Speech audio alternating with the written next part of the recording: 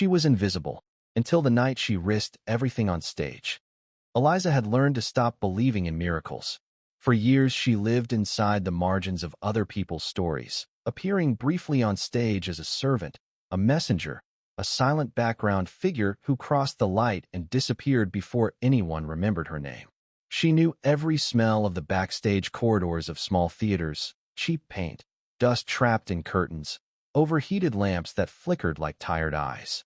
She knew the rhythm of rejection letters and polite smiles that meant nothing. And still she stayed, because leaving would mean admitting she was never meant to become what she had promised herself as a child, a real actress, someone who could hold an entire audience in silence. The call came on an ordinary afternoon when she was sitting in a cramped shared apartment, rereading yet another rejection email without expectation. Her phone rang, and for a moment she almost didn't answer, assuming it was another casting assistant offering nothing. But the voice on the other end was different, calm, precise, controlled. A production coordinator from the prestigious private theater announced that the lead actress for their upcoming production of Medea had withdrawn due to unexpected circumstances. They were offering Eliza a screen test, not as a courtesy, not as a favor, but as a real consideration for the role. The words did not feel real at first. She asked them to repeat it twice before understanding that this was not a mistake. Medea, a production everyone in the city would talk about, a stage that could define a career or erase it completely. The audition process was brutal, but it was not unfamiliar. What was unfamiliar was the attention. Directors watched her without distraction. Producers took notes instead of interrupting. Every movement she made felt heavier, as if the air itself was measuring her worth. When she performed the monologue, she did not try to impress. She stopped performing in the way she used to. Instead, she allowed something raw to surface, something she usually kept buried to survive rejection. When she finished, there was a silence so long it became almost unbearable. Then the artistic director simply nodded once and said, "You start tomorrow."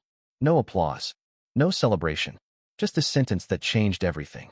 The theater itself felt like another world compared to what she knew. It was private, funded, controlled, polished to an almost intimidating perfection. The corridors were wide and clean, the stage equipment modern, the lighting system advanced enough to transform emotion into geometry. Every step she took echoed differently here, as if even sound had higher expectations. People looked at her with curiosity rather than indifference, which was almost more frightening. She was no longer invisible. She was observed. It was on her first day of real rehearsal that she met Mark. He did not introduce himself with warmth or politeness. He was already inside the space when she arrived, standing in the half-built structure of the set, like someone who belonged more to the architecture than to people. He was responsible for scenography, for constructing the visual world of Medea, shaping how tragedy would physically exist on stage. His presence was quiet but absolute, the kind that made assistants lower their voices without being told. He looked at her the way one examines a flaw in a carefully built structure, not cruelly, but critically, as if he was trying to determine whether she would hold or collapse under pressure. "So you're the replacement," he said without greeting. Eliza did not like him immediately. There was no attempt at comfort in his tone, no easing into collaboration. Only assessment. The first rehearsal began without ceremony. Mark moved through the stage design with precision, adjusting lighting angles and spatial arrangements while the director explained the emotional direction of the scene. Eliza attempted to follow instructions, but she quickly realized that nothing she had prepared was enough. Every line she delivered was interrupted, not verbally, but by silence, by Mark's gaze. He stopped her after the first run-through. "Too mechanical," he said. She blinked. "That's how it's written. That's not how it's lived," he replied. The words struck harder than she expected. No one had ever spoken to her like that in a professional space. Not with such certainty, not with such dismissal of technique as something insufficient. She felt anger rise immediately, sharp and defensive. She told herself he was just another technician who thought he understood performance better than actors. But when she repeated the scene, something changed. Not because she agreed with him, but because she refused to fail in front of him. Mark did not soften. He pushed further. He asked her to strip away structure, to abandon control, to find something real beneath the performance.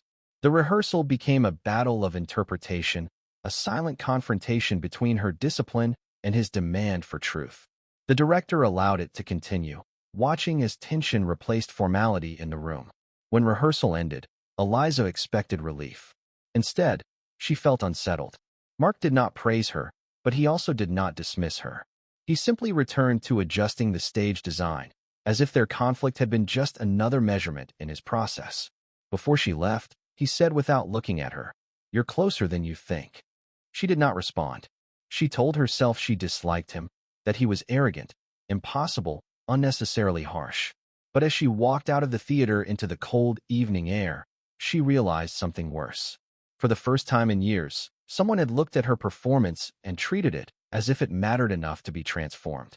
Rehearsals for Medea quickly stopped feeling like rehearsals and started feeling like pressure tests. Every day stripped something away from Eliza. Comfort, certainty, the small protective habits she had built over years of minor roles. The theater no longer felt like opportunity. It felt like exposure, as if the building itself was slowly peeling her open under bright, merciless light. Mark remained consistent in his distance. He did not become warmer with familiarity, did not soften after the first clash. If anything, he became more precise, more demanding, as if the initial conflict had confirmed something in him.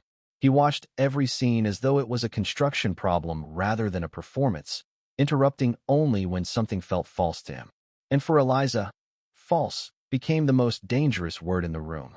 "Again," he said, after one particularly exhausting run. The director hesitated. "We've already done it 5 times. "Then 5 times it's been wrong," Mark replied. Eliza felt her jaw tighten. "Maybe the problem isn't me."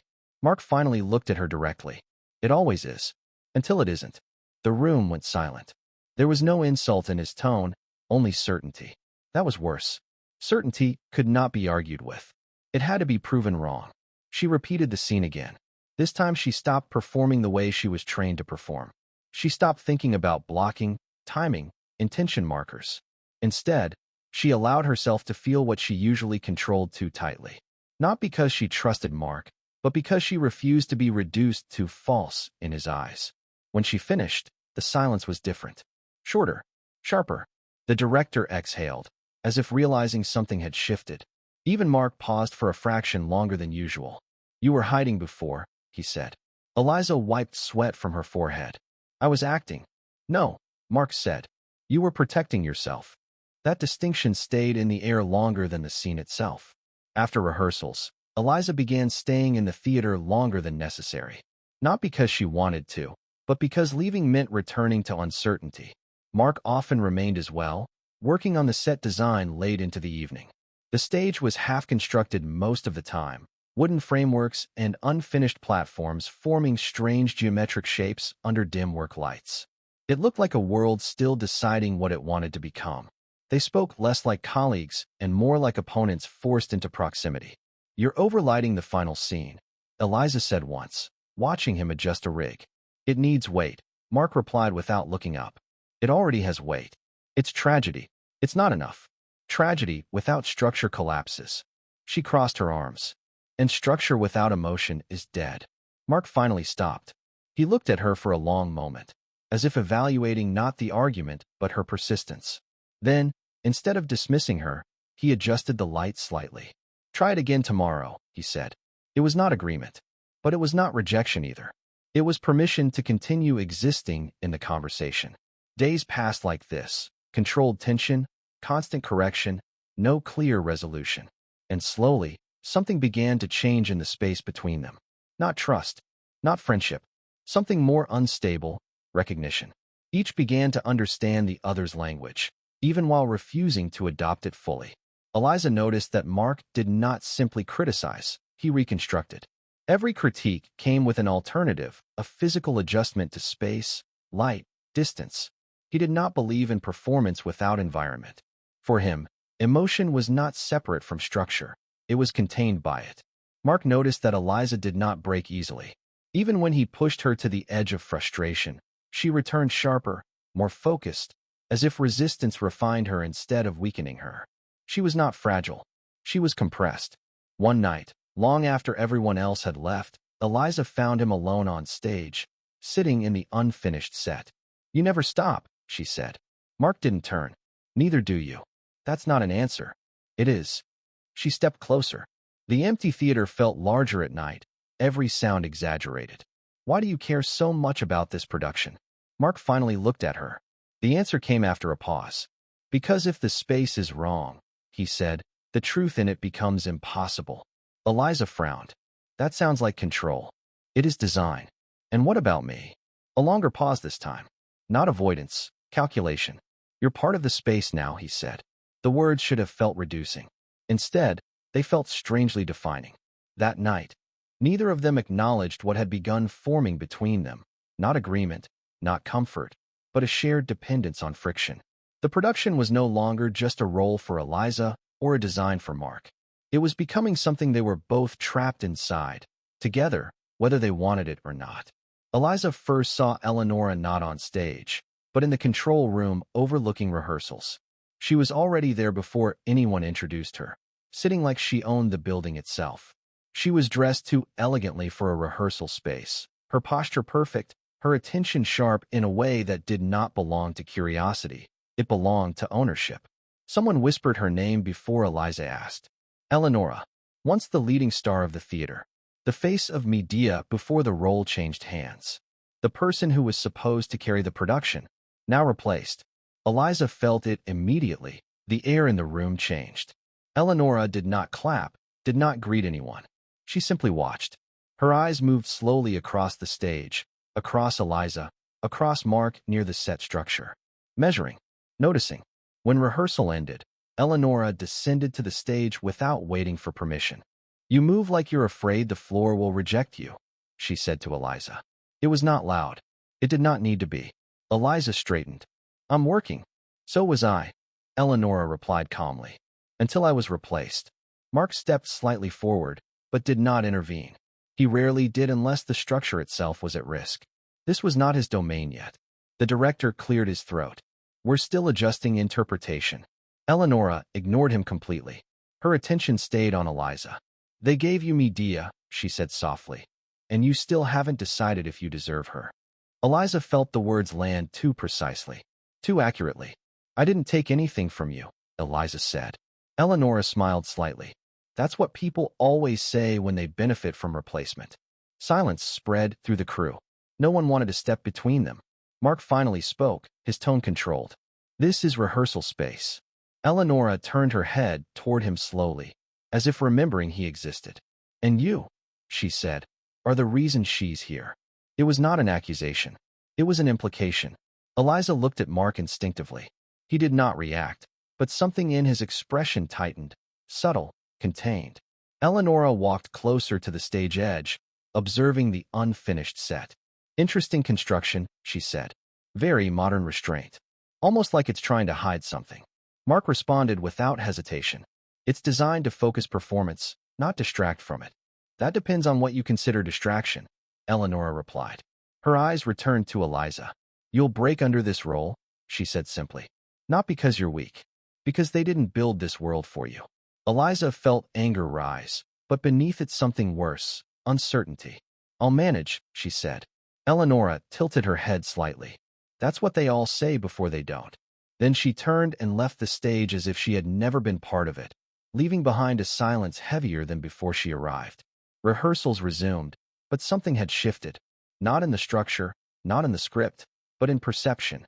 Eliza felt eyes on her differently now. Not just evaluation from Mark or direction from the director, but something colder spreading quietly through the crew. Whispers started subtly, not loud enough to confront, just enough to isolate. She wasn't first choice. Mark pushed for her. "They're close, aren't they?" Eliza noticed conversations stop when she entered rooms. People who used to give simple cues now avoided eye contact. It was not open hostility. It was distancing, controlled removal. She tried to ignore it. At first. But theater spaces are built on proximity. And isolation inside proximity becomes suffocating faster than open rejection. Mark noticed first. "You're distracted," he said during rehearsal. "I'm fine," Eliza answered too quickly. "You're not," he replied. She stopped. "Is this about performance or psychology now?" "It's about the scene failing," Mark said. "Or about people talking?" That made him pause. For a fraction of a second, something unreadable passed through his expression. "Who told you that?" he asked. Eliza hesitated. That hesitation was answer enough. Mark's voice lowered. "Don't listen to it. It's already happening," she said. He stepped closer, but not comfortingly, analytically, as if trying to assess damage. "You are not the story," he said. "Ignore the noise." "That's easy for you to say," she replied. "You're not the one being rewritten." That sentence hung between them longer than any scene they had rehearsed. Mark did not respond immediately. When he did, his tone was quieter. "Then stop letting them write it." Eliza looked at him for a long moment. For the first time, his certainty did not feel like pressure. It felt like something dangerously close to support. And that was almost worse than hostility, because it created attachment in a place that was already unstable. Not physically at first. Through presence without presence. A production assistant left a magazine on a table. Inside was an article about the upcoming Medea production. There was no official interview, but there was speculation. And in speculation, Eliza's name appeared with careful phrasing. An unexpected casting choice, inexperienced but visually compelling, influenced by internal creative direction. Eliza closed the magazine without finishing the sentence. Mark saw it later. He did not ask where it came from. He simply said, "This is noise." "It's printed," Eliza replied. "That doesn't make it truth. But it makes it real to everyone else," she said. That was the point where Mark stopped speaking for a moment longer than usual. Not because he disagreed. Because he understood. The next rehearsal was harder than the previous ones. Not technically, but emotionally. Eliza could feel the tension of observation even when no one spoke. Every mistake felt amplified. Every silence felt like judgment. Mark pushed harder than before. "Again." She exhaled sharply. "We've done it 8 times. Then the 9th is necessary," he said. Her voice broke slightly at the edge of frustration. "Are you even seeing me, or just correcting me?" That stopped him. The room froze. Even the director didn't intervene. Mark slowly looked at her. "I am seeing exactly what you are doing," he said. "And what am I doing?" He paused.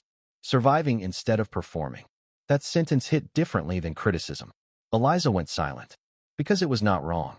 After rehearsal, she stayed behind longer than usual.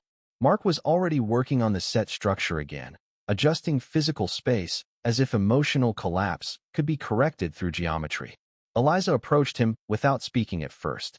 "Finally," she said, "do you think I'm not right for this role?" Mark didn't turn immediately. When he did, his answer was immediate and precise. "No." A pause. "Then why does it feel like I'm being pushed out?" she asked. Mark looked back at the stage, at the unfinished world they were building. "Because pressure reveals structure," he said. "And right now, everything unstable is surfacing." Eliza nodded slowly, but uncertainty remained. Outside the theater, the city felt quieter than usual. Inside her, however, something louder was forming. Not collapse, but accumulation. And somewhere within that pressure, she began to understand something uncomfortable. The fight for Medea was no longer only on stage. It had already begun everywhere else. The morning of the final rehearsal began like any other, but the air inside the theater felt different. Not openly tense, not visibly altered, just subtly wrong, like a familiar room where something has been moved a few centimeters out of place. Eliza noticed it immediately when she entered the dressing area. Her costume was already prepared, hanging neatly on the rack. Too neatly. She remembered leaving it slightly wrinkled after yesterday's fitting. She paused, but told herself not to overthink it. Rehearsal started on time. The director gave instructions, assistants moved equipment, Mark adjusted the stage lighting in silence. Everything proceeded normally until Eliza stepped onto the stage for the key sequence. At first, nothing happened. Then, halfway through the scene, she felt it. A sharp pull at the fabric. A sudden imbalance in movement. The costume tore, not slightly, not accidentally, but visibly, across a critical seam that changed how she could move. The sound was subtle, but in the silence of the stage it was loud enough to freeze the moment. Eliza stopped instantly. The director stood up. "Cut, what happened?" She looked down, confused at first, then slowly realizing the tear was not natural wear. The stitching was cleanly compromised. Mark was already moving toward the stage edge. His eyes narrowed, not at her, but at the damage itself. "This didn't happen during movement," he said quietly. Eliza stepped back slightly, adjusting the fabric. It just split. It didn't just split, Mark replied. A technician rushed in to inspect it. The silence in the room thickened. Then Eliza went to the dressing area. Her personal bag was not where she left it. It was on the floor. Open. Not stolen. Not removed. Disturbed. Her makeup items were scattered. A mirror cracked slightly along one edge. Nothing valuable missing, but everything rearranged in a way that felt intentional rather than careless. She stood still for a long moment. When she returned to the stage, her expression had changed. Not panic. Recognition. This isn't an accident, she said. The room shifted immediately. Someone from the crew tried to speak, but stopped. The director frowned. We need to verify. No. Eliza interrupted. Look at it. She held up the torn seam of the costume. This is not wear. It's deliberate. Silence followed again, but this time it was heavier. Mark examined the tear closely. His voice was lower now. This was weakened before rehearsal. Eliza turned to him. So someone planned this. He didn't answer immediately. He reached into his pocket and pulled out a small, jagged piece of green silk he had found snagged on the tension bolt of the rigging. He didn't show it to her, but the color was unmistakable, the exact shade of the scarf Eleonora had worn like a trophy during her visit. That hesitation was enough, because Mark rarely hesitated. The implications spread faster than words. Backstage assistants avoided eye contact. One of them stepped back too quickly when Eliza looked in their direction. On the technician's workbench, partially hidden under a heavy coat, lay a silk scarf, a shade of emerald green Eliza had only seen on Eleonora the day before. It was a silent signature, a reminder that the former star still moved through the theater's shadows. The rehearsal could not continue, not because of injury, because of certainty. Something had crossed from tension into intent. Later, in a smaller room away from the stage, Eliza sat alone while the costume was taken for inspection. Her hands were steady, but her breathing wasn't. Mark entered without knocking. He closed the door behind him. They're saying it might be sabotage, he said. Eliza looked up. Might. I don't believe in might either, he replied. A pause. She stood slowly. Then what do you believe in? Mark's gaze held hers. Patterns, he said. And this one is not random. Eliza exhaled sharply. So someone is targeting me. He didn't correct her. That silence confirmed it. She sat back down, suddenly feeling the weight of the theater differently. Not as a workplace, but as a closed system where everything could be controlled, even harm. Who would do this? She asked quietly. Mark looked away briefly, thinking. I don't have proof, he said. That's not an answer. It's the only honest one. That honesty did not comfort her. It made it worse, because it meant the threat was real enough to exist without explanation. When she left the room later, she felt something new beneath the exhaustion. Awareness. Not fear alone, but the realization that she was no longer just competing for a role. She was now part of something that could actively try to remove her from it. The incident with the damaged costume did not stay contained within the rehearsal space for long. In a theater like this, private, funded, dependent on reputation, nothing truly stays private when it begins to affect risk. By the next day, the atmosphere had shifted again, not toward resolution, but toward evaluation. Eliza was called into the director's office without explanation. Mark was already there when she arrived, and so was the financial advisor of the theater. He did not introduce himself beyond a brief nod. He did not need to. His presence alone defined his role more clearly than words. The production is under review, he said calmly. The director exhaled as if he had already been arguing this for hours. We are investigating what happened. It's an internal issue. The advisor didn't look at the stage. He looked at his watch, as if timing the rate of the production's decay. We aren't discussing art anymore, he said, his voice cold and transactional. We are discussing the fact that an unstable lead actress is a liability that our insurance will no longer cover by tomorrow morning. Eliza felt the word but did not react outwardly. Mark's voice was immediate. There is no casting risk. The advisor turned slightly toward him. That depends on perception. A pause. Then he added, carefully, Miss Eleonora has expressed willingness to return to the production under revised conditions. The room went silent. Eliza did not move, but something inside her tightened. The director rubbed his forehead. This is not a decision we take lightly. It is not a creative decision, the advisor corrected. It is a financial one. Mark finally stepped forward. And the sabotage investigation? He asked. The advisor did not react to the word. Unresolved, he said. Which is exactly the problem. Eliza finally spoke. Her voice was controlled, but lower than usual. So because someone damaged my costume, I lose my role? The advisor looked at her directly now. No, he said. Because instability has been introduced into the production, and instability requires correction. The word correction felt heavier than accusation. The director tried to intervene. We are not replacing her. We are 1 week from premiere. The advisor closed the folder. Then you are 1 week away from a failed premiere, he said. Silence again. Mark's jaw tightened slightly. For the first time, his certainty had no immediate solution attached to it. The advisor continued. The condition is simple.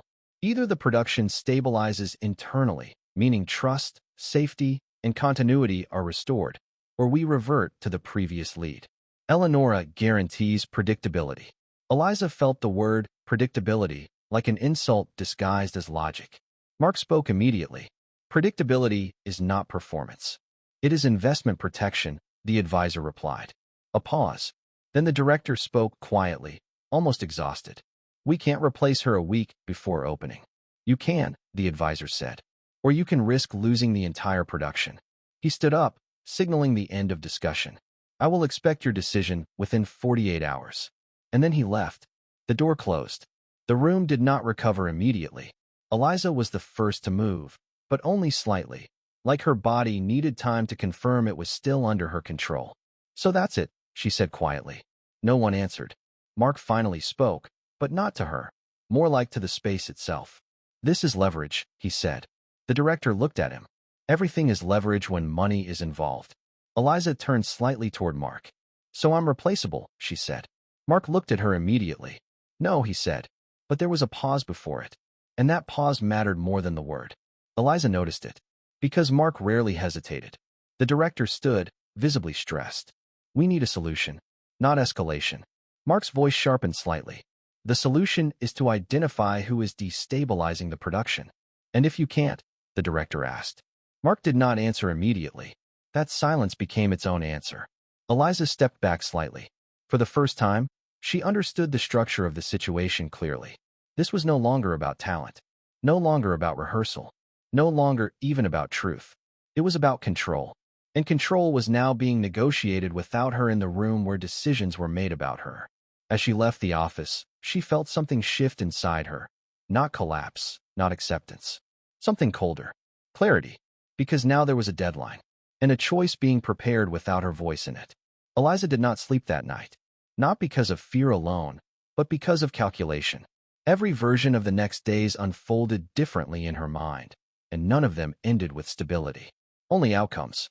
Loss, replacement, collapse, silence. She returned to the theater earlier than anyone else the next morning. The building was still half asleep. Lights dim, corridors empty, stage dark. The kind of silence that does not feel peaceful, but unfinished. Mark was already there, standing on stage. Not working, not adjusting anything. Just standing in the center of the unfinished set, as if measuring it without tools. He did not turn when she entered. I thought you wouldn't come today, he said. Eliza stopped at the edge of the stage. Where would I go? That question hung between them longer than expected. Mark finally turned slightly. You could leave, he said. It was not a suggestion. It was an observation. Eliza let out a short breath. And let them win. Mark stepped down from the set structure slowly, closing distance, but not fully. This isn't about winning, he said. It is now, she replied immediately. A pause. The theater felt larger again, like it did in early rehearsals, before everything became personal. Mark studied her for a moment. You're thinking in terms of exit or replacement, he said. That's their framework, not yours. Eliza shook her head slightly. That framework is exactly what's deciding my future right now. Mark stopped in front of her. For once, his tone was not instructive. It was direct. Then don't give them the satisfaction of deciding it for you. Eliza looked at him sharply. You talk like I still have control. You do, he said. A silence. Then she laughed once, but there was no humor in it. They're literally deciding whether I stay in this production or not. Mark did not respond immediately. His gaze shifted briefly toward the stage, toward the unfinished world he had built. Then back to her. Then leave on your terms, he said. That sentence hit differently, not as encouragement, as pressure of another kind. Eliza stepped closer now, voice lower. And what if my terms don't matter to them? Mark didn't look away. Then they were never your audience. That answer stayed in the air too long, because it reframed everything. Not as acceptance, not as surrender, but as repositioning. Eliza exhaled slowly. For the first time since the sabotage, since the ultimatum, since the whispers began, something inside her stopped spinning. Not resolved. Focused. She looked at the stage. At the world she had been building inside someone else's design. You really think I should stay? She said quietly. Mark answered without hesitation now. Yes. A pause. Then he added, more controlled. Because the geometry of this production was recalibrated for your presence. Replacing you now is mathematically identical to a collapse. That sentence was no longer about validation. It was about dependency. And Eliza understood it fully now. This was not just her chance. It was something already attached to her existence inside this production. And walking away would not just be leaving a role. It would be breaking something that had already started to hold shape around her. Behind them, the theater lights slowly began to activate as technicians arrived. The day was starting. And so was the point of no return. The night before the final dress rehearsal, the theater was supposed to be empty. It wasn't. Mark returned late, long after everyone had left. He did not plan to stay long, just a final structural check before locking the system for the night. He moved through the dark stage with a flashlight, scanning rigging points, checking mechanical locks, reviewing the set like a silent inspection ritual. That's when he noticed it. A support beam in the upper stage rigging was not aligned correctly. At first glance, it looked minor. A slight shift. A detail most people would miss. But Mark did not miss details like this. He stopped immediately, stepped closer, and examined the joint. His expression changed. Not dramatically. Precisely. The fastening had been weakened. Not broken. Prepared. He looked up slowly into the dark structure above the stage. Something had been deliberately altered. If that rig had been activated during the final performance sequence, it would have failed under load. Directly above the center mark of the stage, where Eliza would stand. Mark exhaled once, sharp and controlled. Then he moved fast. He checked adjacent points. Another weak joint. And another. Systematic. Intentional. This was not negligence. This was design. A controlled failure embedded into the structure of the performance. Mark pulled out his phone, took photos, and then stopped. Because suddenly, the implication became heavier than the evidence. This wasn't just sabotage against the production. It was precision targeting of a moment. Of a person. Eliza. He stood in silence for several seconds longer than usual for him. Then he made a decision. He did not call the director yet. He knew that an official report now would trigger a safety shutdown of the entire building. The financial advisor would use the instability as the final excuse to cancel the premiere and reinstate Eleonora within the hour. For Mark, the structural integrity of the play was now tied to the physical risk he was willing to manage himself. He needed certainty, not about the damage, about timing. If this had been planned, someone would expect activation during performance flow, not inspection. Which meant, he heard a sound behind him. Footsteps. Slow. Controlled. Mark turned immediately. Eliza stood at the edge of the stage entrance, still wearing rehearsal clothes, hair slightly undone, as if she had come directly from thoughts rather than sleep. You're here late, she said. Mark didn't answer right away. He looked at her for a moment too long. Then he said carefully, you shouldn't be here. Eliza frowned slightly. Neither should you. A pause. The tension was different now. Not emotional. Structural. Mark stepped slightly toward her, blocking her path without fully realizing it. There's something wrong with the rigging, he said. Eliza glanced upward instinctively. Technical issue? Mark hesitated, then corrected himself. No. That single word changed the air. Eliza looked back at him. What do you mean, no? Mark's voice lowered. This wasn't accidental. Silence. The theater suddenly felt larger again, darker again, like it was listening. Eliza slowly processed the words. Someone did this on purpose, she said. Yes, Mark replied. A pause. Then she asked the question that mattered. Is it dangerous for me? Mark did not answer immediately. That delay was enough. Eliza understood before he spoke. Yes, he finally said. The word landed cleanly. No exaggeration. No cushioning. Just truth. Eliza looked toward the stage center. The exact place she had been performing for weeks. the exact place she was supposed to stand during the final sequence. She spoke quietly.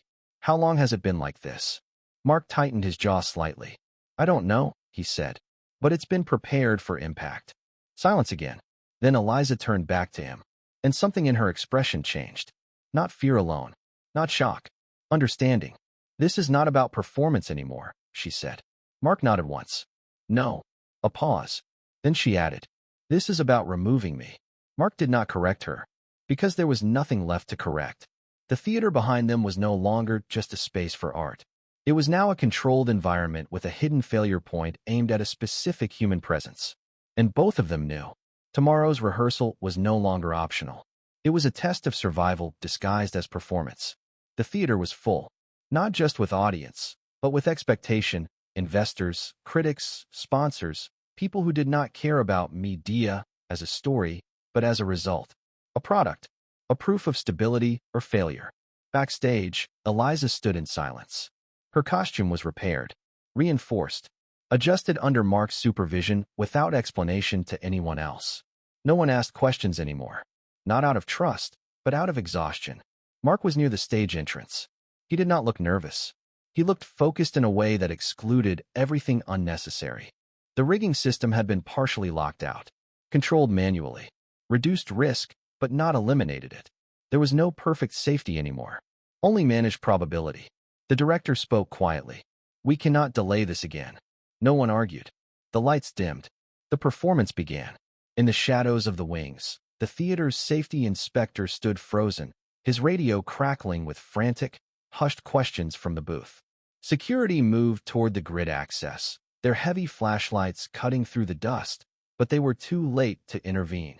The momentum of the play had already become a shield that no one dared to break before the final curtain. Act 1 passed like controlled fire. Act 2 tightened the tension in the room. Act 3 began to shift something in the audience, attention sharpening, breath slowing, immersion forming despite everyone's expectations. Eliza was no longer performing. She was holding the space. Every line she delivered was no longer technique. It was pressure transformed into voice. Mark watched from the side, not as a director, but as someone tracking structural integrity in real time. And then came the final sequence, the rigged set piece. The moment where the stage above would normally descend, symbolic collapse, emotional climax, visual destruction. Eliza stood in position, center stage, exactly where the system had been compromised. The audience did not know. Only Mark knew. He stepped closer to the manual control mechanism, one hand on it, eyes locked on the rig. If it failed, it would happen now. Eliza began the final monologue. Her voice filled the theater differently than before, not louder, but deeper. Controlled intensity replacing survival tension. She was not fighting the role anymore. She was inside it. Backstage, something shifted. A subtle mechanical strain. Mark felt it immediately.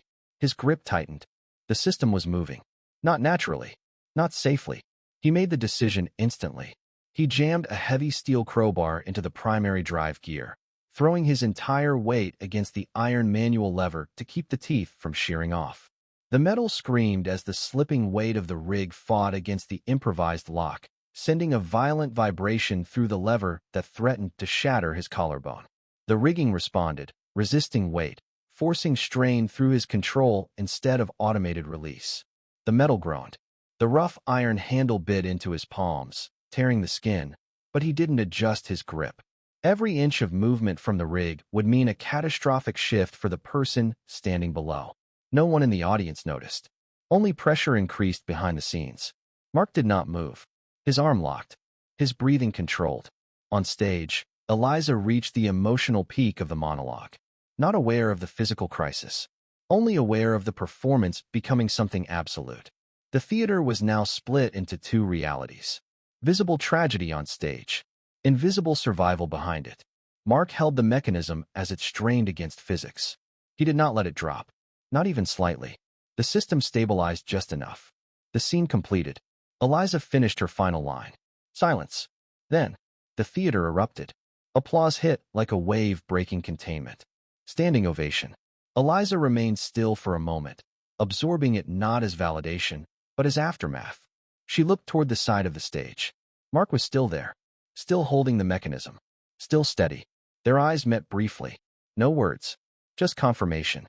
The curtain fell. After the performance, chaos dissolved into controlled celebration. Critics spoke quickly, urgently. Investors shook hands. The director looked relieved in a way that bordered on collapse. But Eliza did not stay in the crowd. She moved backstage, found Mark alone, sitting now, arms still tense from exertion, breathing slower but heavy with aftermath. He did not look up immediately. "You knew," she said. Mark finally did. "Yes." A pause.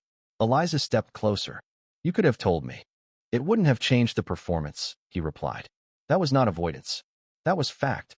Silence. Then she said quietly, "You held it." Mark didn't respond immediately. Then, "It was necessary." Eliza looked at him for a long moment. Not anger, not shock, something deeper. Recognition of what it cost. "The theater is going to ask questions," she said. "They already have answers," Mark replied. Another pause. Then Eliza sat down beside him, not collapsing, choosing proximity. "They tried to remove me," she said. "Yes," Mark said. "And they failed." Mark turned slightly toward her. "Not because they stopped," he corrected. "Because you didn't leave." Silence settled between them again. Different now. Not tension. Stability after pressure. Eliza looked toward the empty stage. The place that had almost become a trap. Then back at him. "So what happens now?" she asked. Mark didn't answer immediately. Then, quietly, "Now the space is yours as much as mine." Eliza nodded slowly. Outside, the theater slowly emptied. Inside, something new remained. Beyond the heavy stage doors, the muffled sounds of an argument broke the silence. The director's raised voice clashing with the sharp, defensive tones of the technical crew. An investigation was already breathing down the neck of the building, but for a few minutes, in the dim glow of the work lights, that world felt irrelevant. Not just a successful performance, but a shared structure rebuilt through conflict, pressure, and survival. And for the first time, Eliza understood. She was no longer stepping into someone else's world. She was already part of building it.